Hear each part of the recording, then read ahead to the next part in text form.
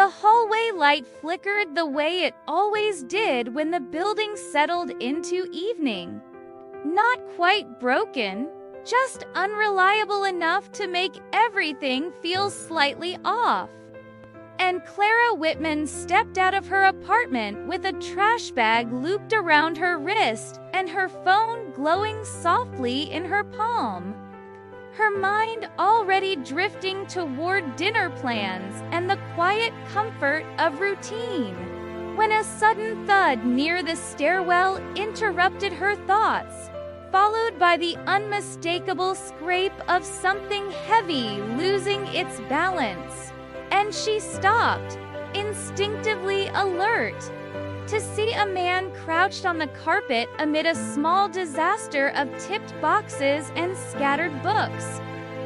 His shoulders tense, one hand pressed to the back of his neck as if he were already apologizing to the empty hallway for the noise.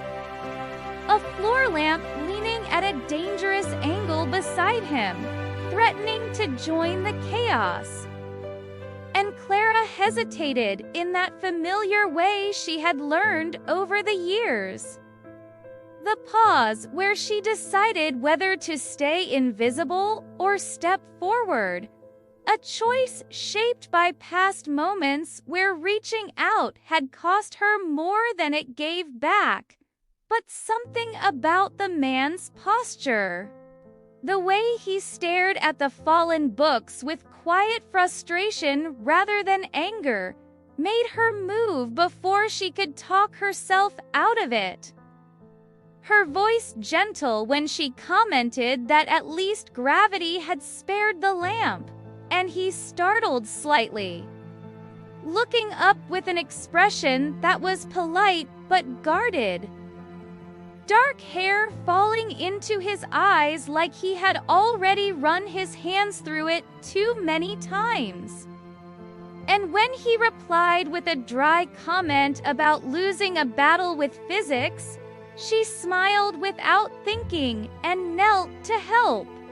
Their movements awkward but coordinated as they gathered the books, her noticing the variety of titles, the worn spines, the notebooks filled with sketches and half-finished thoughts.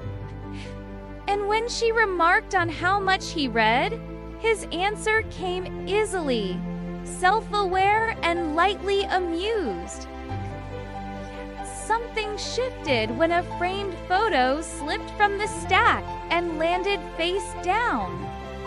Glass intact, but the image inside revealed just enough for her to glimpse a shoreline and two figures caught mid-laughter.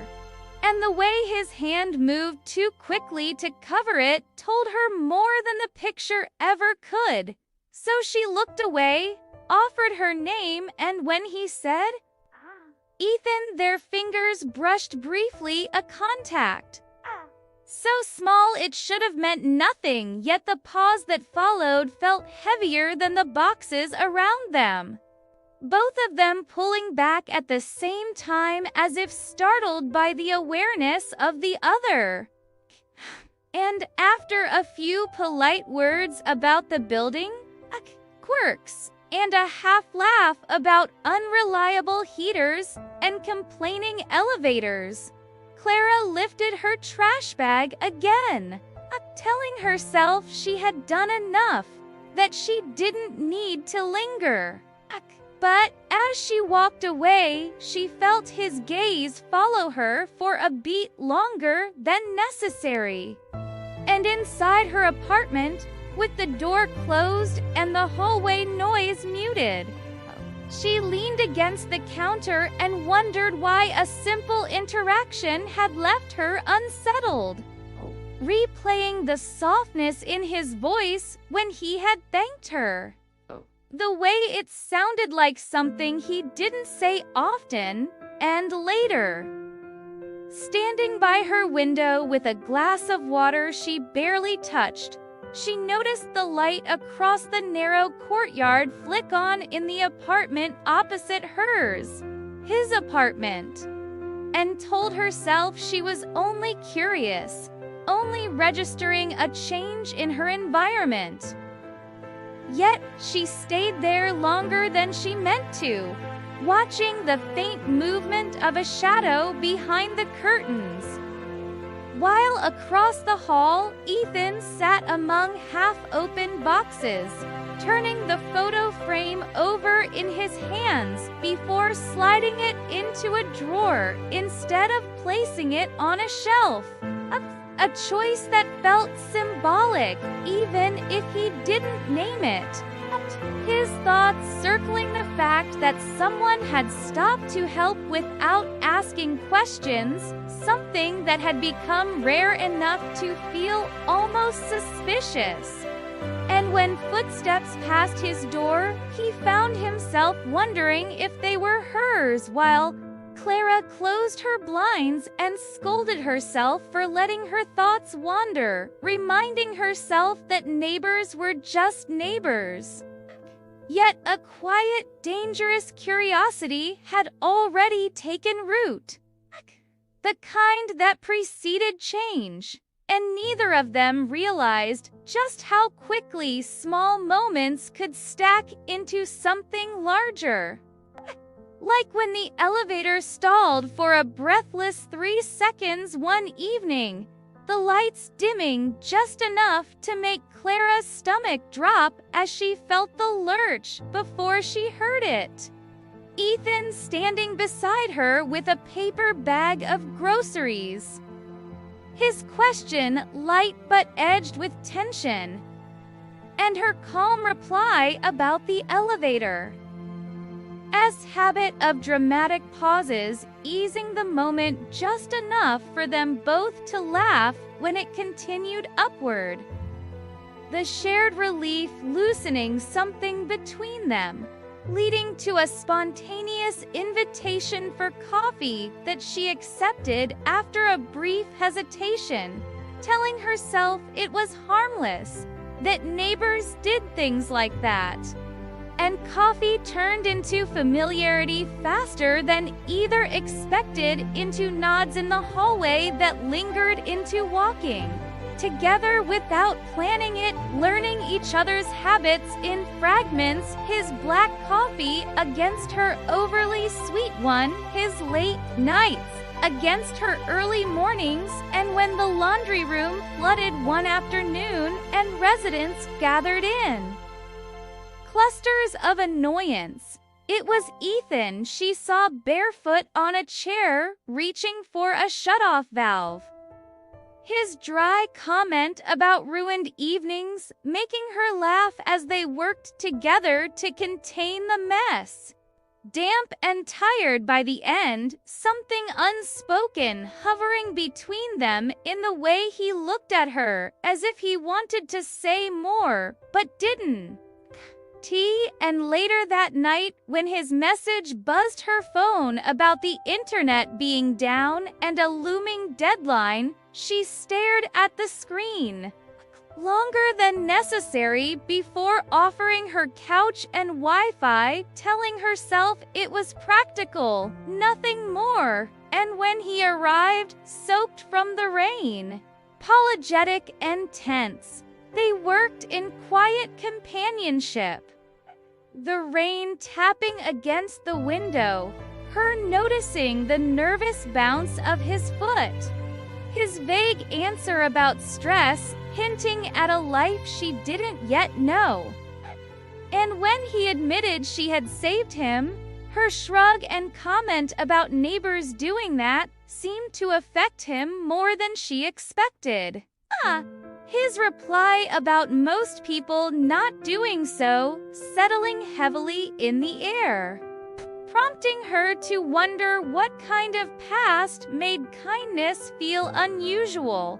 And as the favors continued, they subtly changed shape, becoming texts instead of knocks, soup and coffee delivered without ceremony, walks that aligned too well to be coincidence, scarves lent and kept longer than necessary, Conversations by the river about restarts and fear that revealed more in what they didn't say than what they did. And one night under her balcony awning, as rain blurred the street into reflections, his admission that he didn't know what he'd do without her lately landed with a weight that made her chest tighten. His careful honesty about wanting her around, threading the line between vulnerability and risk. Her response measured, honest but cautious, shaped by promises she had made to herself not to be needed in ways that consumed her.